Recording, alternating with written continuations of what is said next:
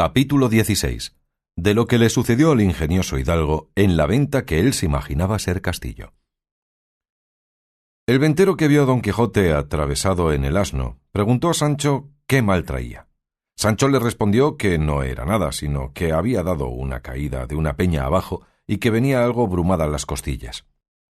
Tenía el ventero por mujer a una no de la condición que suelen tener las de semejante trato, porque naturalmente era caritativa y se dolía de las calamidades de sus prójimos, y así acudió luego a curar a Don Quijote, y hizo que una hija suya, doncella, muchacha y de muy buen parecer, le ayudase a curar a su huésped. Servía en la venta asimismo una moza asturiana, ancha de cara, llana de cogote, de nariz roma, del un ojo tuerta y del otro no muy sana. Verdad es que la gallardía del cuerpo suplía las demás faltas. No tenía 7 palmos de los pies a la cabeza, y las espaldas, que algún tanto le cargaban, la hacían mirar al suelo más de lo que ella quisiera. Esta gentil moza, pues, ayudó a la doncella, y las dos hicieron una muy mala cama a Don Quijote en un camaranchón que en otros tiempos daba manifiestos indicios que había servido de pajar muchos años, en la cual también alojaba un arriero, que tenía su cama hecha un poco más allá de la de nuestro Don Quijote, y, aunque era de las enjalmas y mantas de sus machos, hacía mucha ventaja a la de Don Quijote, que sólo contenía 4 mal lisas tablas sobre 2 no muy iguales bancos y un colchón que en lo sutil parecía colcha, lleno de bodoques que a no mostrar que eran de lana por algunas roturas, al tiento en la dureza semejaban de guijarro, y 2 sábanas hechas de cuero de adarga, y una frazada cuyos hilos, si se quisieran contar, no se perdiera uno solo de la cuenta.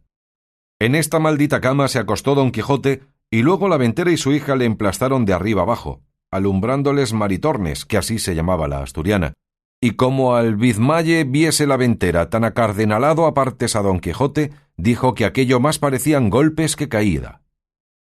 «No fueron golpes», dijo Sancho, «sino que la peña tenía muchos picos y tropezones, y que cada uno había hecho su cardenal». Y también le dijo: «Haga vuestra merced, señora, de manera que queden algunas estopas, que no faltará quien las haya menester, que también me duelen a mí un poco los lomos». «De esa manera», respondió la ventera, «también debisteis vos de caer». «No caí», dijo Sancho Panza, «sino que, del sobresalto que tomé de ver caer a mi amo, de tal manera me duele a mí el cuerpo que me parece que me han dado 1000 palos». «Bien podrá ser eso», dijo la doncella, «que a mí me ha acontecido muchas veces soñar que caía de una torre abajo y que nunca acababa de llegar al suelo, y cuando despertaba del suelo hallarme tan molida y quebrantada como si verdaderamente hubiera caído». «Ahí está el toque, señora», respondió Sancho Panza, «que yo, sin soñar nada, sino estando más despierto que ahora estoy, me hallo con pocos menos cardenales que mi señor Don Quijote». «¿Cómo se llama este caballero?», preguntó la asturiana Maritornes. «Don Quijote de la Mancha», respondió Sancho Panza, «y es caballero aventurero, y de los mejores y más fuertes que de luengos tiempos acá se han visto en el mundo». «¿Que es caballero aventurero?», replicó la moza. «¿Tan nueva sois en el mundo que no lo sabéis vos?», respondió Sancho Panza. «Pues sabed, hermana mía, que caballero aventurero es una cosa que en 2 palabras se ve apaleado y emperador. Hoy está la más desdichada criatura del mundo y la más menesterosa, y mañana tendría 2 o 3 coronas de reinos que dar a su escudero». «Pues cómo vos, siéndolo de este tan buen señor», dijo la ventera, «no tenéis a lo que parece siquiera algún condado». «Aún es temprano», respondió Sancho, «porque no ha sino un mes que andamos buscando las aventuras, y hasta ahora no hemos topado con ninguna que lo sea. Y tal vez hay que se busca una cosa y se halla otra. Verdad es que mi señor Don Quijote sana de esta herida o caída, y yo no quedo con trecho de ella, no trocaría mis esperanzas con el mejor título de España». Todas estas pláticas estaba escuchando muy atento Don Quijote, y sentándose en el lecho como pudo, tomando de la mano a la ventera, le dijo: «Creedme, fermosa señora, que os podéis llamar venturosa por haber alojado en este vuestro castillo a mi persona, que es tal, que si yo no la alabo, es por lo que suele decirse que la alabanza propia envilece, pero mi escudero os dirá quién soy. Solo os digo que tendré eternamente escrito en mi memoria el servicio que me habedes fecho, para agradecéroslo mientras la vida me durare, y pluguiera los altos cielos que el amor no me tuviera tan rendido y tan sujeto a sus leyes,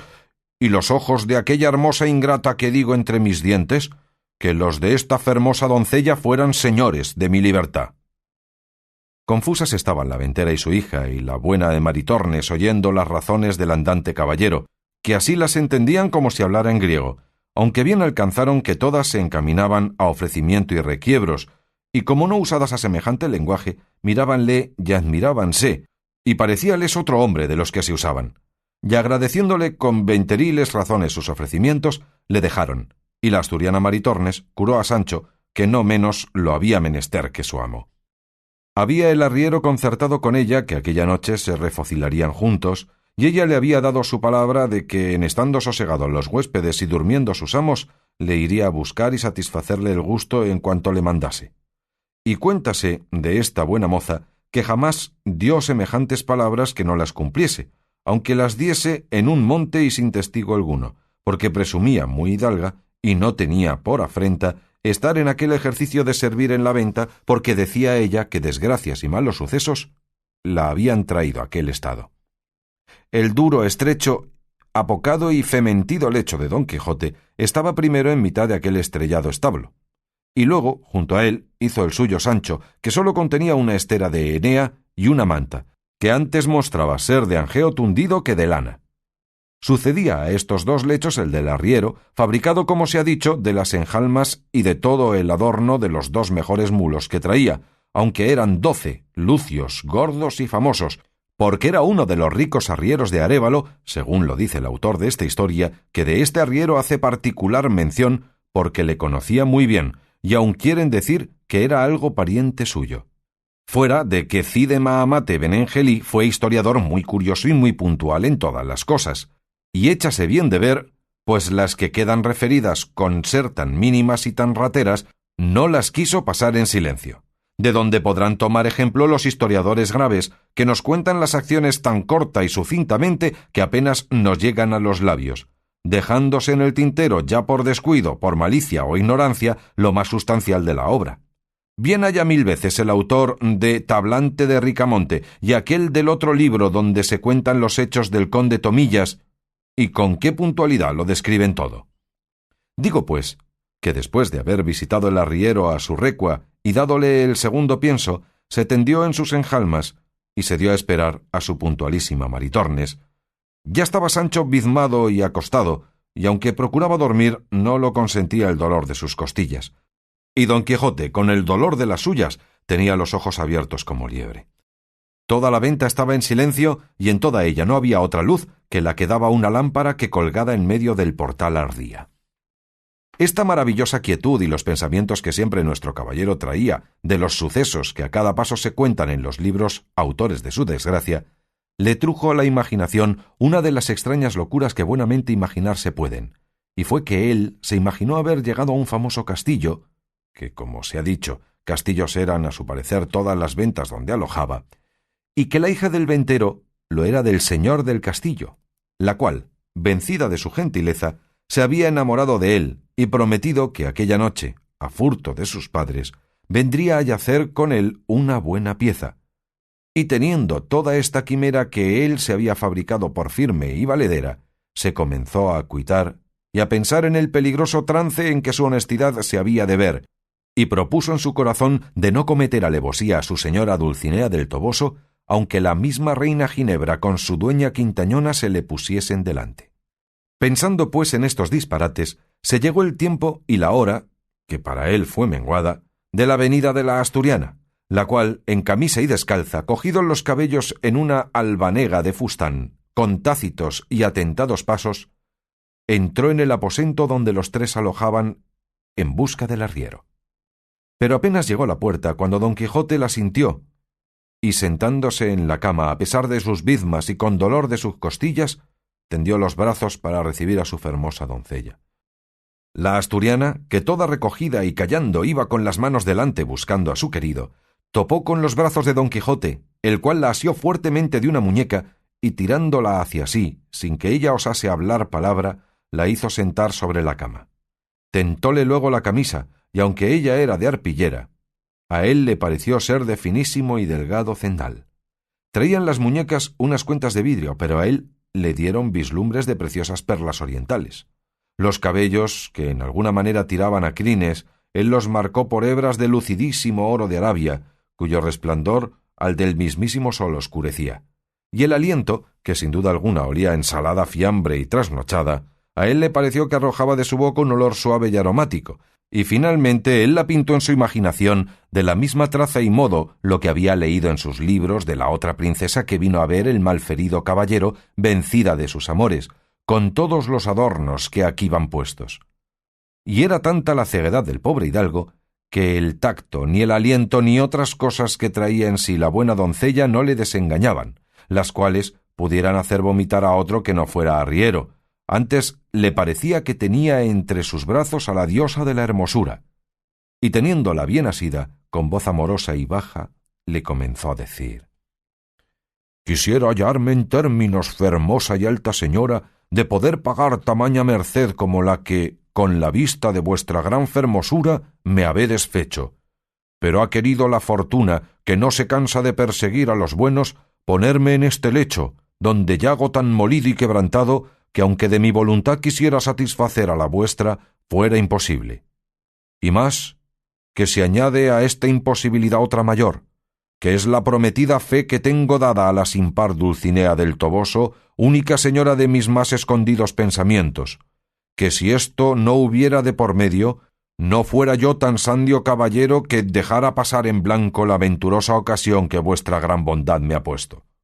Maritornes estaba acongojadísima y trasudando de verse tan asida de Don Quijote, y sin entender ni estar atenta a las razones que le decía, procuraba sin hablar palabra desasirse. El bueno del arriero, a quien tenían despiertos sus malos deseos, desde el punto que entró su coima por la puerta, la sintió, estuvo atentamente escuchando todo lo que Don Quijote decía, y celoso de que la asturiana le hubiese faltado la palabra por otro, se fue llegando más al lecho de Don Quijote, y estúvose quedo hasta ver en qué paraban aquellas razones que él no podía entender. Pero como vio que la moza forcejaba por desasirse, y Don Quijote trabajaba por tenella, pareciéndole mal la burla, enarboló el brazo en alto y descargó tan terrible puñada sobre las estrechas quijadas del enamorado caballero que le bañó toda la boca en sangre, y no contento con esto, se le subió encima de las costillas y con los pies más que de trote se las paseó todas de cabo a cabo.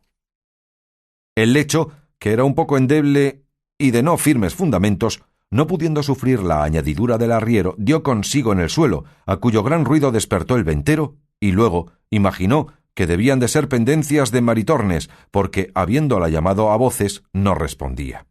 Con esta sospecha se levantó y, encendiendo un candil, se fue hacia donde había sentido la pelaza. La moza, viendo que su amo venía y que era de condición terrible, toda medrosica y alborotada, se acogió a la cama de Sancho Panza, que aún dormía, y allí se acurrucó y se hizo un ovillo. El ventero entró diciendo: «¿A dónde estás, puta? A buen seguro que son tus cosas estas». En esto despertó Sancho y, sintiendo aquel bulto casi encima de sí, pensó que tenía la pesadilla y comenzó a dar puñadas a una y otra parte, y entre otras alcanzó con no sé cuántas a Maritornes, la cual, sentida de dolor, echando a rodar la honestidad, dio el retorno a Sancho con tantas que a su despecho le quitó el sueño, el cual, viéndose tratar de aquella manera y sin saber de quién, alzándose como pudo, se abrazó con Maritornes y comenzaron entre los dos la más reñida y graciosa escaramuza del mundo. Viendo pues el arriero a la lumbre del candil del ventero cuál andaba su dama, dejando a Don Quijote, acudió a dalle el socorro necesario. Lo mismo hizo el ventero, pero con intención diferente, porque fue a castigar a la moza, creyendo sin duda que ella sola era la ocasión de toda aquella armonía. Y así como suele decirse, el gato al rato, el rato a la cuerda al palo, daba el arriero a Sancho, Sancho a la moza, moza a él, el ventero a la moza, y todos menudeaban con tanta priesa que no se daban punto de reposo. Y fue lo bueno que al ventero se le apagó el candil, y como quedaron a escuras, dábanse tan sin compasión todos a bulto que a doquiera que ponían la mano no dejaban cosa sana. ¿Alojaba acaso aquella noche en la venta un cuadrillero de los que llaman de la Santa Hermandad Vieja de Toledo, el cual, oyendo asimismo el extraño estruendo de la pelea, asió de su media vara y de la caja de lata de sus títulos y entró escuras en el aposento diciendo: «¡Ténganse a la justicia! ¡Ténganse a la Santa Hermandad!». Y el primero con quien topó fue con el apuñado de Don Quijote, que estaba en su derribado lecho tendido boca arriba sin sentido alguno, y echándole a tiento mano a las barbas no cesaba de decir «¡Favor a la justicia!». Pero viendo que el que tenía asido no se bullía ni meneaba, se dio a entender que estaba muerto y que los que allí dentro estaban eran sus matadores, y con esta sospecha reforzó la voz diciendo «¡Ciérrese la puerta de la venta! ¡Miren, no se vaya nadie, que han muerto aquí a un hombre!».